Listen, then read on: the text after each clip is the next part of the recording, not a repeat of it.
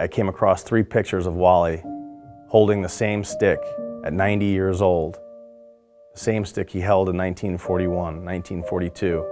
It was a little more battered, had a little bit more bruising on the stick, but in it you could see the love that he had for it, and he just kept it his entire life. Here he's 90 years old and he's posing for a photo with his beloved stick.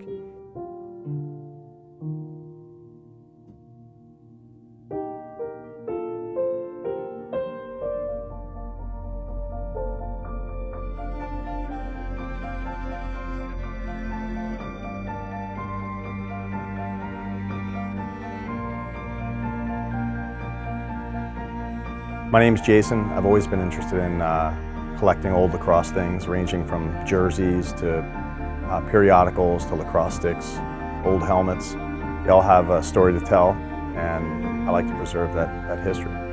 Jason and I always get on the phone and geek out about old lacrosse sticks, old gear. So I get a phone call and Jason's like, "Do you have a minute? I have a crazy story to tell you." I had noticed this old helmet on eBay that I had never seen before. And in the story, in the description of the item, it said it belonged to a Harvard alum. And he later became an Army officer during the Second World War. I bought the item. It was a cheap item. I'd never seen a helmet like it before. As soon as I got it, I had contacted the seller. It was an estate sale. And I asked them if they could give me the name of the person it belonged to. And they said all they know was a W.W. Fen. So I looked up W.W. Fen on the internet, did some sleuthing, found out a little bit about him. I found some old pictures on the internet from the 41 team, found pictures of him there. They also had 2 sticks for sale on eBay as well. After finding out a little bit more about the sticks and the person they belonged to, I thought it was imperative that I keep the collection together, so I reached out and asked them if they could give me a good deal on the sticks to keep the collection together. They agreed. That's when I reached out to James to tell him the story. I believe we were probably on the phone for about an hour and a half, and the story started to unravel. I've never heard something of that magnitude about a lacrosse stick before. With the initials W.W. Fen that were provided to me by the seller, I looked it up and found out a lot about the team and some of the surrounding stories, but I also came across his obituary. He passed away in January of 2014. It turned out he was a really interesting man, William Wallace Fen. I found out that he graduated Harvard University in 1942. He was the captain of the Harvard team his junior and senior year. He had never played lacrosse before, to the best of my knowledge. I spoke with his son, Paul, and I think he discovered it while at Harvard. My dad was a walk-on lacrosse player from what I know. I think he showed up at Harvard College as a freshman in, I think, 1938, discovered the game of lacrosse and walked onto the field and tried out and got a position, and by the time he left Harvard in 1942, he was the captain of the team. Now lacrosse is huge, but back then it was probably played at some prep schools and some private schools, but it just certainly was not a mainstream game, nothing like it is today. When Wally Fen would have been at Harvard, well, they had MIT, they had Holy Cross, there was Yale, of course. The level they played was nothing like it is now. For example, back then, it was not unusual, as a matter of fact, it was usual for people to pick up the game for the very first time in college. One of the more interesting stories I found out was a game that occurred between Harvard University and the Naval Academy in April of 1941. At the time, Wally was a junior in college and he was also a captain of the team. In 1941, Harvard played Navy at Navy. And Navy back then was one of the national powers. Now keep in mind, this is 1941. Jackie Robinson did not play until 1947. African Americans playing in an integrated setting in sports was really not very common. Harvard had a player, Lucien Alexis Jr.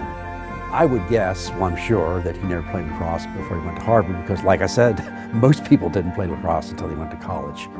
They went down to Navy to play, and Navy said, we're not going to play if you have a black player on the team. Their athletic director insisted that they send him home. Coach Snibbe and the captain sat down, including W. Fen, and they decided they were just going to forfeit the game and go home.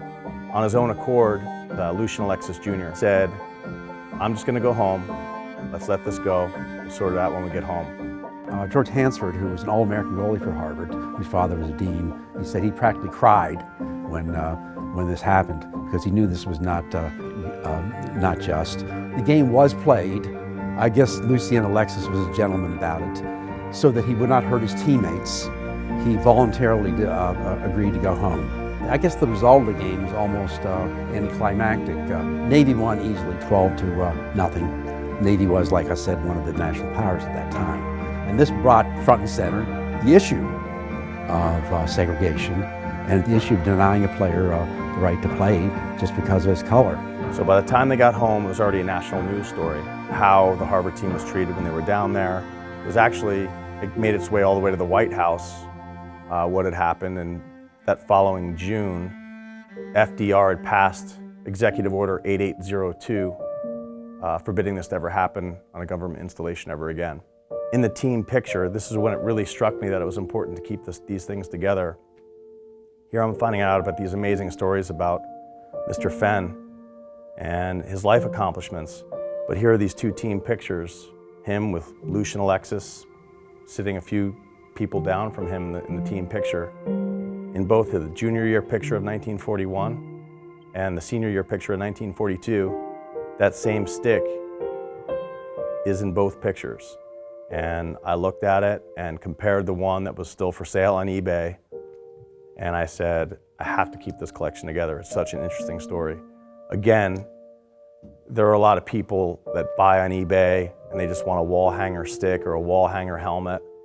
And this was a lot more than that to me, because it is preserving a legacy. It's preserving something that was so important to the man. It was worth the money to take these sticks and preserve it and tell a story. And even if it's just for me, I feel better knowing that I have it and I could tell the story, even if it's to my friend. Lucian Alexis never made All-American or anything like that. He probably wasn't really that good a player, but that wasn't the point. His role, his contribution to the game of lacrosse, to American sports and to the American way of life was in many ways much better.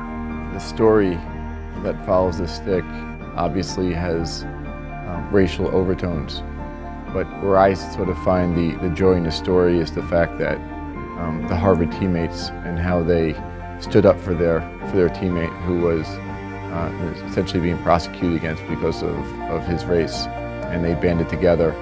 And whether they decide not to play the game, forced to play the game, or through the game by not performing, the solidarity of the team is something that still echoes today. When you actually get to feel and touch and the sticks particular to this story, it's pretty humbling. We've advanced so much in technology that we forget how difficult it must have been to actually catch and throw and cradle the ball with some of these older sticks. I think this is one story of millions. I honestly think that every single lacrosse player has a story about their stick. I think everyone can relate to this story and how important a stick is to a lacrosse player.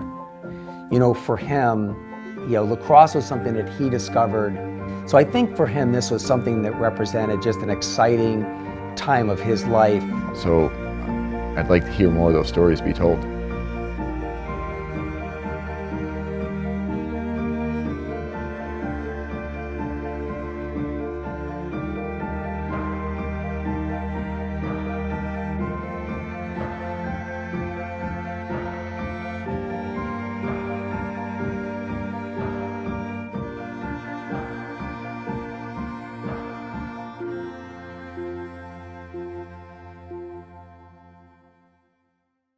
One of the best things my coach teach me was never stop, like going to my dream, even if somebody tells me to stop, because that's my dream and I have to keep going forward.